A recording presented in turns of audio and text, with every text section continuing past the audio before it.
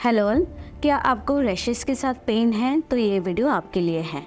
Rashes के साथ pen होना इसका मतलब है हर्पीज जोस्टर पेन की इशारा करते हैं। अब आज मैं बात करूंगी हर्पीज जोस्टर की पेन का कारण क्या है और क्यों होता है, इसका प्रेजेंटेशन कैसे होता है, टाइप क्या है एंड लास्टली हम ट्रीटमेंट ऑप्शंस के बारे में बात करेंगे। तो चलिए शुरू करते हैं। हेलो, मैं doctor Neelima Das, practising pain at Raipur. तो चलिए पहले बात करते हैं कि हर्पीज जोस्टर पेन क्या होता है एंड क्यों होता है। हर्पीज जोस्टर पेन जो है एक कंडीशन है जो इसमें रैशेस के साथ बॉडी के कुछ पार्ट में रैश जो है वो पेन के साथ होता है, बहुत सीवियर पेन होता है। इसको एक नर्व डिस्ट्रीब्यूशन की अलोंग द होता है, तो इसको हम हर्पीज जोस्टर पेन बोलते हैं। आप जानते हैं कि ये क्यों होता है। देखिए, हर्पीज जोस्टर पेन उन्हीं एडल्ट को होता है जिनको बचपन में कभी न कभी पहले चिकन पॉक्स के शिकार हुए हो। जब एडल्टहुड में या ओल्ड एज में कोई भी कारण से इम्यूनिटी डाउन होता है तो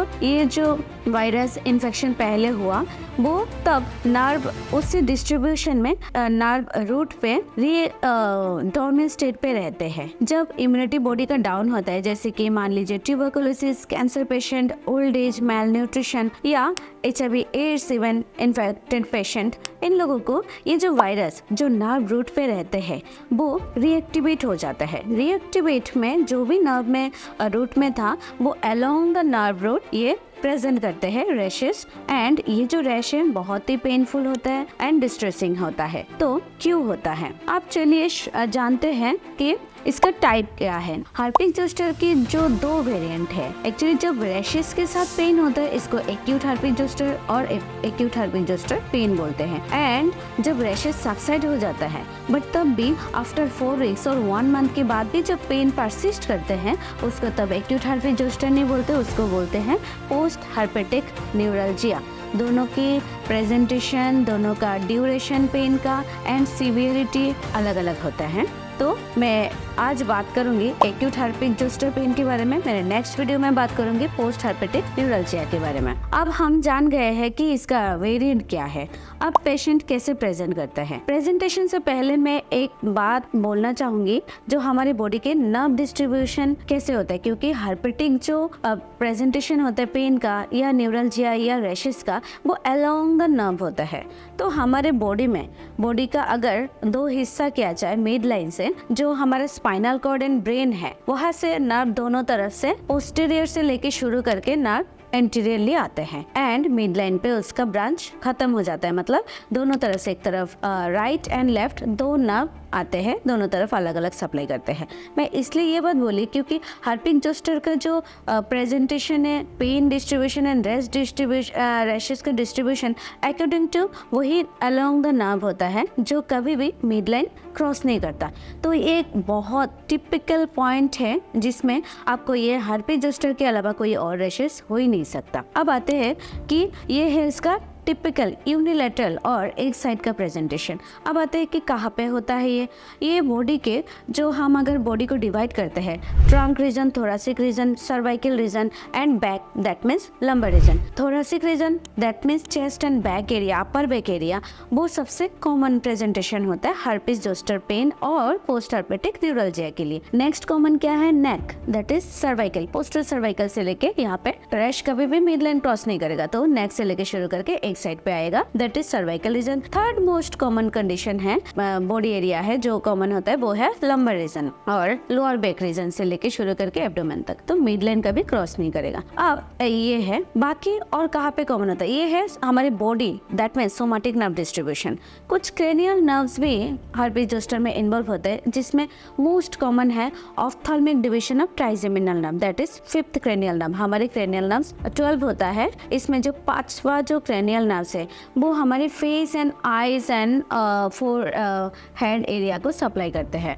तो इसमें भी अलग अलग 3 नर्व्स होता है, उसमें भी ऑफ्थाल्मिक डिवीजन, दैट इज जो area I, lead, muscle and forehead का हिस्सा एंड आईब्राउज के एरिया सप्लाई करते हैं, उसमें सबसे ज्यादा कॉमन होता है। तो हम अब जान गए हैं कि कहाँ होता है, क्यों होता है।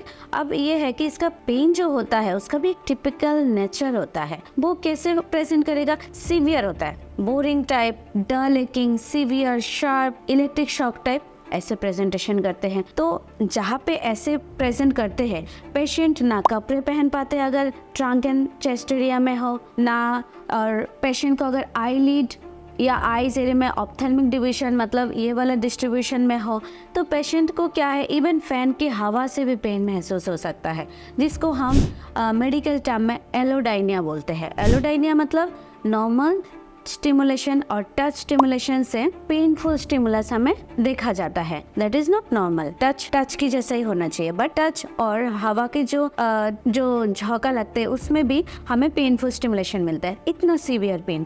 तो पेशेंट डिप्रेशन में भी जा सकते हैं और पेन जो है बर्निंग नेचर का भी हो सकता है। और ऑप्थेल्मिक डिवीजन में अगर हो, साथ में आई में swelling and blurring of vision, ये सब, या हेडेक भी हो सकता है। तो ये है इसका नेचर। अब हम बात करते हैं, ये टिपिकली हमें और एक्स्ट्रा कुछ डायग्नोसिस की इसमें जरूरत नहीं पड़ती। टिपिकली वैसे ही क्लिनिकली डायग्नोस हो जाता है, बाकी कुछ वायरल टेस्ट हम कर सकते हैं। अब आते हैं ट्रीटमेंट ऑप्शन पे। ट्रीटमेंट हमें इसका 2 डिवीजन करना चाहेंगे। इसमें जो फिजिशियन है उनके साथ हम भी इन्वॉल्व होकर ट्रीटमेंट करते हैं, क्योंकि हमारा काम है पेन ट्रीटमेंट करना और फिजिशियन का काम है जो इन्फेक्शन के उसका इलाज करना, दोनों ही देखते हैं। तो ट्रीटमेंट भी 2 तरह का होता है। एक है कि इन्फेक्शन का ट्रीटमेंट, जो भी कॉन्करेंट डिजीज जिनकी वजह से इम्यूनिटी डाउन हुआ उसका भी ट्रीटमेंट, साथ में viral antiviral therapy and pain treatment. तो एंटीवायरल थेरेपी चलता है 7 से 10 दिन के लिए, साथ में local calamine lotion, local capsaicin lotion जो एज ए पेन किलर काम करते हैं। कैलामाइन लोशन रैशेस को सबसाइड करने के लिए या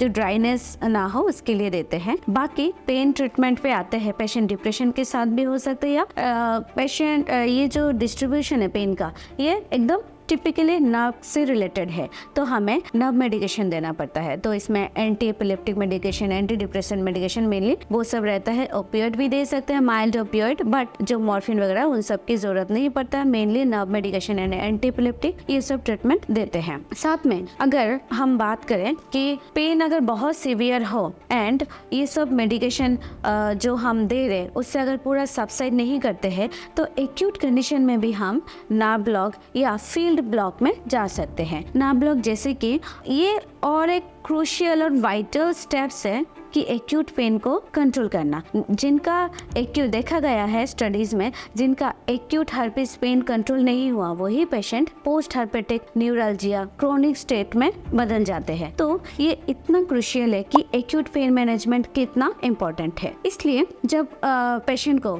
मेडिसिन से पूरा पेन सबसाइड नहीं हो रहा है, मोर देन 50% पेन रिलीफ नहीं हो रहा है, हम एडवाइस करते हैं कि nerve block, infiltration, field block, जैसे कि अगर थोरेसिक एरिया में होता है तो इंटरकोस्टल नर्व ब्लॉक हम टारगेट करते हैं, या एपिड्यूरल ब्लॉक या फील्ड ब्लॉक, एक साइड में पैरावर्टिब्रल ब्लॉक। अगर स्पेसिफिकली हम यूनिलैटरल एरिया को टारगेट करते हैं तो हम पैरावर्टिब्रा मतलब वर्टिब्रा के जिस साइड में पेन है उस साइड जाते हैं, ये सब करते हैं। साथ में और भी चीज कर सकते हैं, जैसे कि स्किन को अब रैश नहीं है, एक्टिव स्टेज, एक्टिव रैशेस गायब हो गया 10 से 15 दिन या 20 दिन के अंदर, तब हम स्किन में इन्फिल्ट्रेट कर सकते हैं लोकल एनेस्थेटिक विद और विदाउट स्टेरॉइड।